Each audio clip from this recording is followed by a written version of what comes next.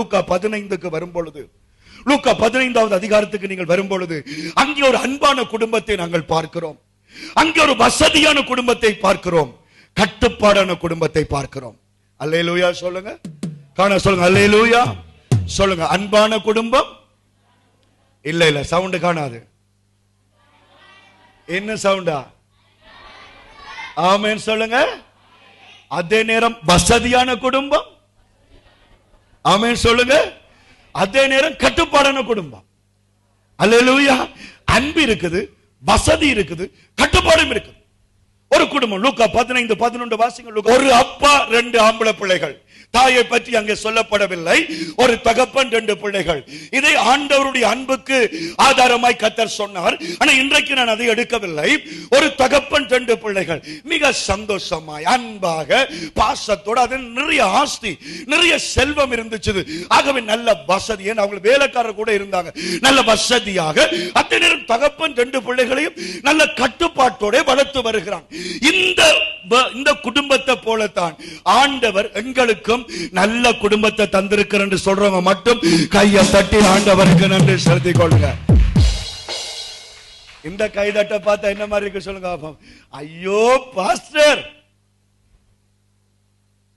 இல்ல இல்ல, எங்கள் குடும்பம் மகிழ்ச்சியான குடும்பம். அல்லேலூயா சொல்லுங்க. அன்பான குடும்பத்தை கர்த்தர் நமக்கு தந்திருக்கிறார். ஆமென் சொல்லுங்க. வசதியான குடும்பத்தை கர்த்தர் தந்திருக்கிறார். 1000 ரூபாய், 5000 ரூபாய், லட்சம் தான் கேட்க விடாதபடிக்கு ஒரு அன்பான, ஒரு வசதியான ஒரு வாழ்க்கையை கர்த்தர் நமக்கு கொடுத்திருக்கிறார். அதே நேரம் கட்டுப்பாடு அந்த குடும்பத்தில் இருந்துச்சு. பிள்ளைகளுக்கு நல்ல கட்டுப்பாடை கொடுத்தது போல இன்றைக்கும் எங்கள் குடும்பத்திலே கண்டித்து உணர்த்துகிற கட்டுப்பாடை கர்த்தர் நமக்கு தந்திருக்கிறார். வீட்டுக்கு குடும்பத்தில் புருஷன் தலை என்று கர்த்தருடைய வார்த்தை சொல்லுகிறது. கணவன் மூலமாய் குடும்பத்தை கர்த்தர் கணக்கு பண்ணி நடத்தி கொண்டிருக்கிறார்.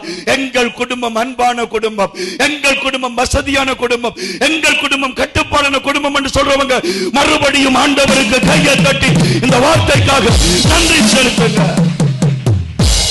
இந்த கட்டுப்பாடான குடும்பத்தில் தகப்பன் பல நாள் கனவு வைத்திருந்தான்.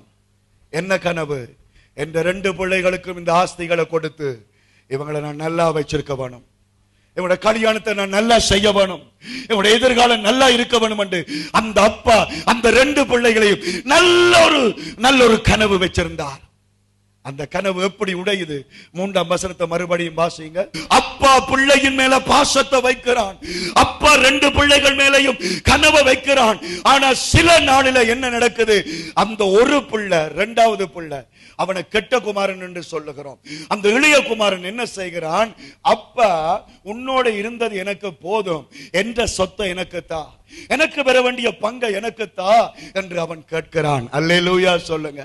சில வேளைகளில் மனைவிமார் நம்மை பார்த்து கேட்பார்கள், என்னடா செய்த நீ? சில வேளை பிள்ளைகள் கேட்கும், உங்களோட வயிற்றுல பிறந்ததுக்கு பதிலா நான் எங்கேயோ பிறந்திருக்கலாம்.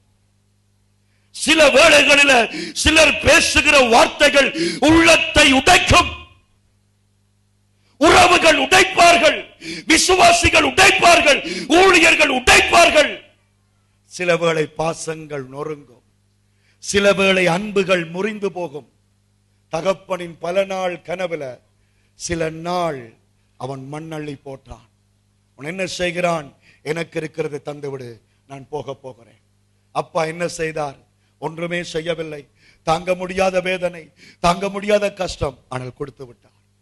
இன்றைக்கு அருமையான தேவனுடைய பிள்ளைகளே, உங்களை நேசிக்கிற உங்களுடைய கணவனை கைவிடாதீங்க. ஆமென் சொல்லுங்க. அல்லேலூயா. விடிய வெள்ளன் எழும்பி அவங்க வேலைக்கு போறது உங்களுக்காகத்தான். ஆமென் சொல்லுங்க. ஆண்கள் படுகிற கஷ்டங்கள் ஒவ்வொன்றும் தன்னுடைய மனைவி பிள்ளைக்காக என்பதை மறந்து விடாதீங்க. தன்னுடைய மனைவி, தன்னுடைய பிள்ளைகள், தன்னுடைய குடும்பம், தன்னுடைய எதிர்காலம், அந்த அன்பை, அந்த பாசத்தை ஒரு நாளும் சுக்குநூறாக்க கூடாது. அதே போலதான் மனைவி தன்னுடைய கணவனுக்காக, தன்னுடைய பிள்ளைக்காக அவள் பிரயாசப்படுகிறாள்.